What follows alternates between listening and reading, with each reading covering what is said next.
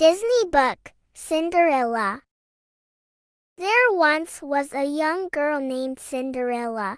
She lived with her father, stepmother, and stepsisters, Anastasia and Drizella. Sadly, Cinderella's stepmother and stepsisters were not very kind, and when her father died, they began to treat Cinderella like a servant. Many years passed, but despite the way she was treated, Cinderella grew into a beautiful, kind, and cheerful young lady. She made friends with the birds and the house mice, talking and singing with them to pass the time. One day, a palace footman arrived with an invitation. The king was throwing a ball that night in honor of his son, the prince. By royal command, every eligible maiden is to attend. The stepmother read aloud. "Why, that means I can go too," Cinderella exclaimed. The stepmother half-heartedly agreed, but only if Cinderella finished her chores in time. At first, Cinderella was sure she could get everything done, but her stepmother and stepsisters gave Cinderella many extra tasks. They kept her so busy that she didn't have time to prepare her outfit for the ball. Cinderella was very disappointed.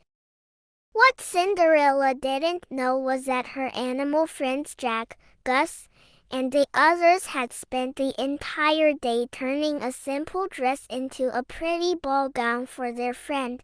For the final touches, they added a sash and a necklace that Cinderella's stepsisters had tossed aside. "Surprise! Surprise!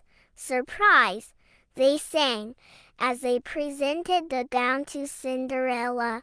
"Oh, thank you so much," she cried. Then she put on the gown and ran downstairs. The moment the stepsisters saw Cinderella's outfit, they grew absolutely furious. "Why, you little thief!" shouted Anastasia. "Those are my beads, and that's my sash," shrieked Drizella. The cruel girls began yanking and tugging on Cinderella's dress until the lovely gown was in tatters, with nothing to wear to the ball. Poor Cinderella had to stay behind. Heartbroken, Cinderella ran to the garden and began to cry. As she wept, the air around her began to sparkle and glow, and right before her eyes, a kindly woman appeared.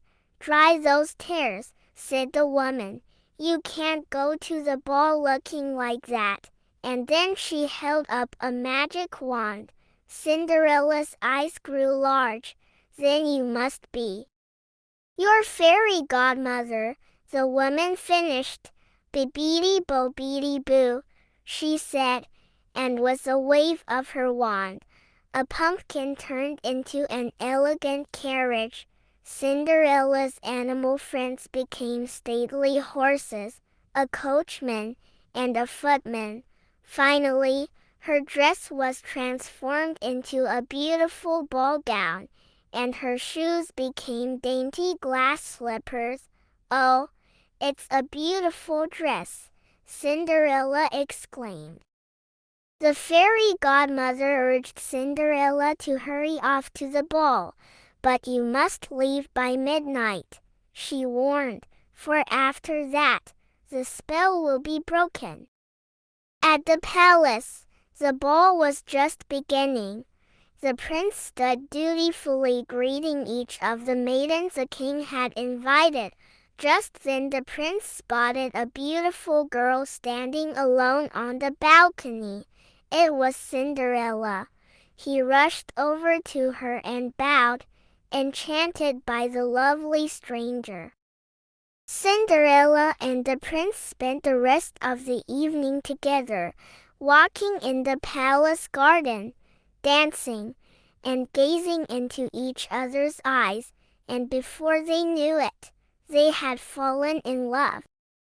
Cinderella was so swept away by the handsome prince that she lost track of the time. She was shocked to hear the clock striking midnight. "Oh no, I must leave you," Cinderella gasped, pulling away from the prince and running out of the palace. She flew down the grand staircase, but in her haste, she left behind one of her glass slippers. Cinderella leapt into her enchanted carriage and drove away just in time. At the final stroke of midnight, the fairy godmother's spell ended, and Cinderella, the carriage, and her animal friends were returned to their original forms. The prince found Cinderella's slipper, but not knowing her name, he had no way to find her. So the next morning, the king ordered the Grand Duke to visit each house in the kingdom and to try the glass slipper on every maiden.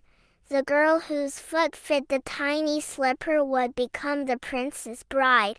Upon hearing this news, the stepmother locked Cinderella in her bedroom. Then the stepmother slipped the key into her pocket and went downstairs to meet the Grand Duke. Once again, Cinderella's mice friends came to her rescue. They were able to steal the key from the stepmother, push and pull the key up the stairs to Cinderella's room, and finally slip it under her door. Meanwhile, downstairs, Anastasia and Drusilla were attempting to squeeze their very large feet into the very tiny shoe, but it was no use. The dainty slipper didn't fit either girl. Just then Cinderella appeared. "Wait!" she called, as she ran down the staircase. The royal footman carried the slipper towards Cinderella, but before he reached her, the stepmother tripped him. The glass slipper went flying and broke into a million pieces. "Oh no!" the Grand Duke wailed. "This is terrible. But you see," Cinderella said softly, "I have the other one." With that, she pulled the matching slipper from her apron and slid it onto her dainty foot. It fit perfectly. The Grand Duke was delighted. At last, he had found the prince's mystery maiden and true love. But no one could be happier than Cinderella, whose dreams had all come true. The Grand Duke promptly escorted her to the palace, where she and the prince were reunited. They were soon married in a magnificent palace ceremony, and Cinderella and her prince lived happily ever after. The end. The end. Thank you for watching. Don't forget to subscribe, like and share our video with family and friends.